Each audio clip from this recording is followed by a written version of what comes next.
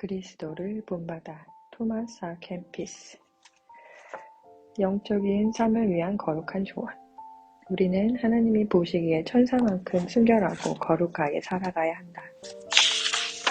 오직 그리스도를 본받아. 우리 주님은 나를 따르는 자는 어둠에 다니지 아니하고 라고 말씀하신다. 예수님은 우리에게 삶의 유일한 횃불이 되는 자신과 함께 어둠을 지나라고 말씀하신다. 그렇게 길을 가다 아침이 되면 비록 한 걸음도 앞으로 나아가지 못했을 수도 있지만 적어도 뒤로 물러나 있지는 않을 것이다. 우리는 낮이 이르도록 계속해서 예수 그리스도의 삶을 본받아야 한다. 아무리 대단한 말이라도 우리를 거룩하고 의롭게 만들 수 없음을 명심해야 한다. 오직 순결한 삶이 우리를 거룩하게 만든다. 그때 하나님이 우리를 돌봐주신다. 스스로 지혜 있는 채 하지 말라. 누구든지 많은 지식을 원하겠지만 하나님을 존중하지 않는 지식이 무슨 의미가 있겠는가. 아무리 평범한 사람일지라도 하나님을 섬기는 사람의 지식은 우주를 연구하면서도 자신을 소홀히 여기는 교만한 철학자보다 훨씬 더 낫다. 자기 자신을 잘 알고 있다면 스스로를 존중하면서도 다른 사람의 지나친 칭찬에 휩쓸리지 않는 법이다. 진리 앞에 겸손히 나아가라. 온갖 가식과 미사역으로 꾸며진 진리를 전해들은 사람은 불행하다. 반대로 진리 그 자체에 의해 가르침을 받았다면 행복한 사람이다. 우리의 생각과 감각은 우리를 그릇되게 인도하기 십상이다. 한치 앞을 보지 못하게 만든다. 이처럼 말할 수 없이 무지한 사람에 대해 제 아무리 떠벌린다고 한들 무슨 소용이 있겠는가. 세상 일을 완벽하게 알지 못할지라도 심판대 앞에서는 결코 문제되지 않는다. 그런즉 영혼의 유익이 되는 동시에 반드시 필요한 것은 무시하면서 오히려 지적인 호기심이나 오늘날의 쓸모없는 지식에 적지 않은 시간을 들이는 것은 참으로 어리석은 일이다. 지혜롭고 신중하게 행하라. 지나치게 귀가 얇아서는 안 된다. 우리는 귀로 듣는 모든 것을 조심스럽게 살펴야 한다. 우리는 하나님 앞에서 생각하는 시간을 가져야 한다. 하지만 슬프게도 우리는 선한 일보다 추한 소문을 쉽게 믿고 말하려 한다. 바로 이것이 우리 인간의 약점이다. 들리는 말을 그대로 받아들이는 것이 최선은 아니다. 믿음으로 성경을 읽으라. 우리는 성경에서 남을 사로잡을 수 있는 기교가 아니라 진리를 찾아야 한다. 성경 한 구절 한 구절을 기록된 정신에 따라 읽어야 한다. 학문적이거나 심오한 책처럼 경건하고 단순한 성경을 즐겁게 읽어야 한다. 사람은 태어나고 죽지만 하나님의 말씀은 영원하다. 하나님은 우리 모두에게 말씀하신다. 성경에 관한 갈증을 해소하고 싶다면 겸손하고 단순하게 믿음을 가지고 읽어야 한다. 순종을 통해 참된 자유를 누리라. 순종하는 삶을 사는 것은 중요한 일이다. 자신의 생각이 아니라 권위 있는 사람이 바라는 대로 행동해야 한다. 그 편이 더 안전하다. 인도하는 것보다 뒤따르는 편이 훨씬 더 안전하다. 요즘에는 순종해야 할 대부분의 사람들이 자신을 옴짝달싹 못하는 신자라며 불평을 늘어놓고 있다. 그들은 하나님의 뜻에 진심으로 복종하기 전까지 마음의 자유를 조금도 누리지 못할 것이다. 성급하게 판단하지 말라. 스스로를 살피라. 다른 일의 잘못을 판단해서는 안 된다. 그들의 삶을 오랫동안 힘들어서 기웃거려도 얻을 수 있는 것은 얼마 되지 않는다. 오랜 습관을 정리하는 것은 쉬운 일이 아니다. 세상의 지혜로는 누구도 눈으로 볼 수 있는 것 이상을 신뢰하지 않는다. 하지만 영적인 지혜는 다르다.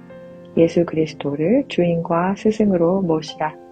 거룩한 사랑으로 선행을 베풀라. 하나님이나 다른 사람에 대한 사랑 때문에 세상에 존재하는 그 어떤 것에도 해를 입혀서는 안 된다. 다른 사람의 결점을 함께 나누라.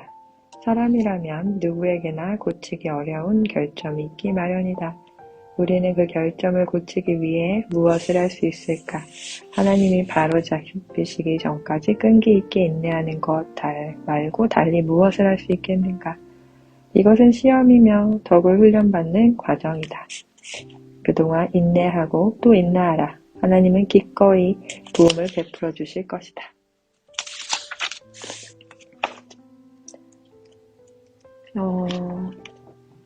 죽음을 준비하라. 아침이 되면 해질녘까지 살지 못할 것이라 생각하라. 밤이 되면 새로운 아침을 기약하지 말라.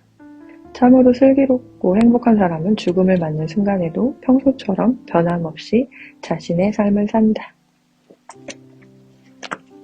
시간은 아주 소중하다.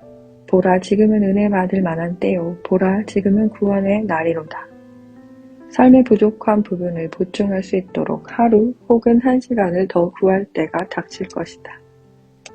죽음의 순간이 닥칠 때 두려움이 아니라 즐거움을 느낄 수 있도록 살기에 힘쓰라.